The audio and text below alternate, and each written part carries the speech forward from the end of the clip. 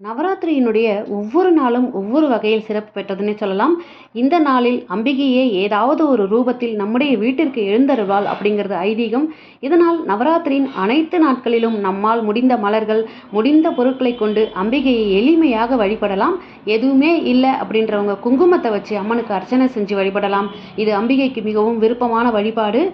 இன்றைய தினம் நவராத்திரியின் 2வது நாள் அம்பிகைக்கு உகந்த செவ்வாய்க்கிழமையில் வந்திருப்பது மிக மிக சிறப்பான பலன்களை தரக்கூடிய நாளாக அமைஞ்சிருக்கு. நவராத்திரியின் 2ஆம் நாள் நம்ம அம்பிகையை எப்படி வழிபடணும் அப்படின்னு பார்த்துடலாமா? அன்னை பராசக்தியை நம்ம உண்மையான அன்புடன் வழிபட்டு அவளுடைய அருளை பெறுவதற்குரிய காலம் அப்படின்றது தான் இந்த நவராத்திரி காலம் அப்படின்னே சொல்லலாம். நவராத்திரியின் 9 நாட்களிலும் நம்ம அம்பிகையை பல்வேறு ரூபங்களிலும் அலங்கரித்து வழிபடுறது வழக்கம். கொலு கலசம், அகண்ட தீபம் இது எல்லாமே வைக்க முடியல அப்படின்னாலும் நம்மளுடைய வீட்டில் இருக்கக்கூடிய சுவாமி பூஜா ரூமில் இருக்கக்கூடிய இந்த நம்ம வச்சிருக்கிற அந்த ஃபோட்டோஸை வச்சே நம்ம நீங்கள் நவராத்திரியினுடைய 9 நாட்கள் பூஜையும் நம்ம செய்யலாம். அந்த அந்த இடத்திலேயே அம்பாளை நீங்கள் எழுந்தருள செய்யலாம். அந்தந்த நாளுக்குரிய தேவிக்கு விருப்பமான பொருட்களை படைச்சு அம்பிகையை நம்ம மகிழ்விச்சாலே போதும், அம்பாள் நிச்சயமாக நம்ம வீட்டுக்கு வந்துருவா. நவராத்திரியின் முதல் நாளில் அம்பிகையை உமா மகேஸ்வரியாக நம்ம வழிபட்டோம். இதைத் தொடர்ந்து 2ஆம் நாளான இன்று ராஜராஜேஸ்வரியாகவோ அல்லது ஷாமலா தேவியாகவோ அலங்கரித்து வழிபடணும். நவதுர்க்கையில் பார்த்தீங்கன்னா 2ஆம் நாளுக்குரிய தேவியாக கருதப்படுபவள் பிரம்மச்சாரிணி. இவள் ஒரு கையில் ஜபமாலையும் மறு கையில் கமண்டலமும் கொண்ட ரூபத்தில் காட்சி தரக்கூடியவள்.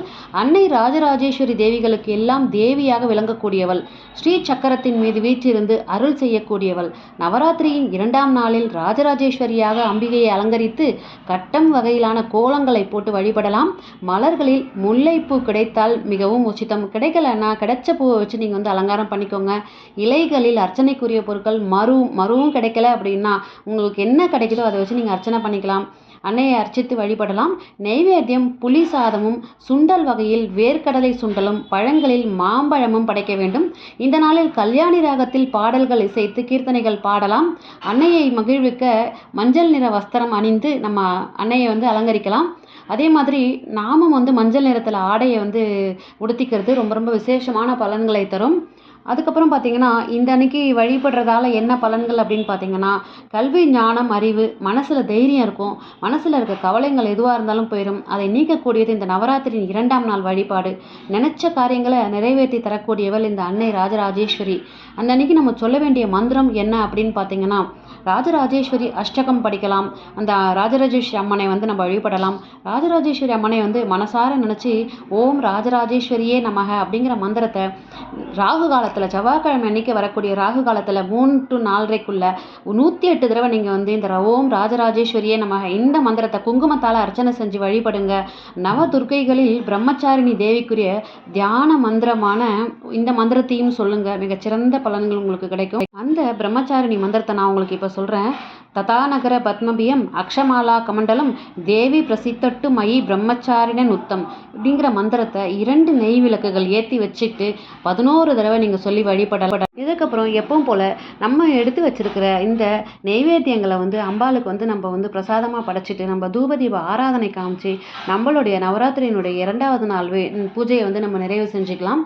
இப்போது நேற்றைக்கு நான் நவராத்திரியின் முதல் நாளில் ஒரு கதையை பாதியிலே விட்டுட்டேன். அதாவது நவராத்திரி உருவான வரலாறு, அந்த கதையினுடைய அடுத்த பகுதியை தான் நான் இப்போ உங்களுக்கு சொல்ல போகிறேன். வாங்க பதிவுக்குள்ளே போகலாம். போர்க்களத்தில் கௌஷிகி தேவியும் அதாவது சப்த மாதர்களும் மகிஷனை அழிச்சாங்களா அப்படின்றது நேத்தோடு நிறுத்திட்டோம். இன்னைக்கு அதனுடைய தொடர்ச்சியை பார்க்கலாம் வாங்க. மகிஷன் பிரம்மதேவனிடம் பெற்ற வரத்தையும் தேவர்களின் வேண்டுதல் பற்றியும் சப்த மாதர்களின் உருவாக்கம் பற்றியும் போன பதிவில் நம்ம பார்த்துருப்போம். அடுத்ததா இந்த பதிவில் தேவி என்ன செஞ்சாங்க அப்படிங்கிறத பற்றி நம்ம பார்த்துடலாம் வாங்க. தன்னுடைய படையுடன் போர்க்களத்திற்கு சென்ற கௌசிகி தேவி கிழக்கில் இந்திராணி காப்பாற்றட்டும், அக்னி மூலையில் அக்னி தேவதையும், தெற்கில் வாராகியும், ருதி மூலையில் கட்கதாரிணியும், மேற்கில் வாருணி சக்தியும், வாயு மூலையில் மிருகவாகினியும், வடக்கில் கௌமாரியும், ஈசான மூலையில் சூலதாரிணியும் காப்பாற்றட்டும், மேலும் பிராமி மேலையும் விஷ்ணு சக்தி கீழையும் காத்தருள்வாயாக என்று 10 திசைகளுக்கு 10 சக்திகள் நியமிக்கப்பட்டதோடு இந்த 10 திசைகளையும் சேர்த்து காத்தருள சாமுண்டா தேவியை நிற்க வைத்தார். அதோடு தேவிக்கு முன் ஜெயாசக்தியும் பின்பக்கம் விஜயாசக்தியும் அஜிதா இடது பக்கமும் அபராஜிதா வலது பக்கமும் இருக்குமாறு உத்தரவிடப்பட்டது. பின்னர் தன்னுடைய சிகையை உத்தியோதினி சக்தியும் சிரசை உமாதேவியும் நெற்றியை மாலாதாரியும் புருவத்தை யசஸ்வினியும் புருவ மத்தியில் திரிநேத்ரா தேவியும் மூக்கில் யமகண்டா தேவியும் கண்களின் நடுவில் சங்கனி சக்தியும் காதுகளில் துவாரவாசினியும் கன்னத்தில் காளிகா தேவியும் மேலுதட்டில் சர்ச்சிகா தேவியும் கீழுதட்டில் அமிர்தகலா தேவியும் இருந்து காப்பாற்றட்டும்.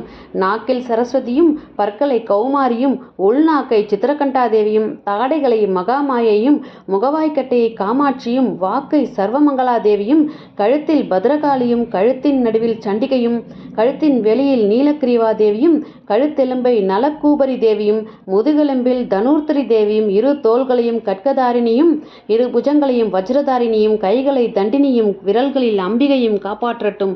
நகங்களை சூளேஸ்வரியும் நகங்களின் பிரகாசத்தை ஜுவாலாமுகியும் மனதை சோக விநாசினி இருதயத்தை லலிதாதேவி வயிற்றில் சூலதாரிணியும் நாபியை காமினி தேவியும் அபானத்வாரத்தை மகிஷாவாசினியும் இடுப்பில் பகவதியும் முழங்கால்களை விந்தியாவாசினியும் தொடைகளை மகாபல தேவியும் முழங்கால் நடுவில் விநாயகி தேவியும் கணுக்கால்களில் நரசிம்ம தேவி முழங்கால்களில் மிதௌஜசியும் கால் விரல்களை ஸ்ரீதரியும் பாதத்தின் கீழ் தலவாசினியும் நகங்களை தம்ஷ்டாகராலியும் உடல் கேசங்களை ஊர்த்துவ கேசனியும் முடியின் நுனிப்பகுதியை கௌபேரியும் தோலை வாகேஸ்வரியும் இரத்தம் வீரியம் கொழுப்பு தசை எலும்பு மூளை இவற்றை பார்வதியும் பாதுகாக்கட்டும்.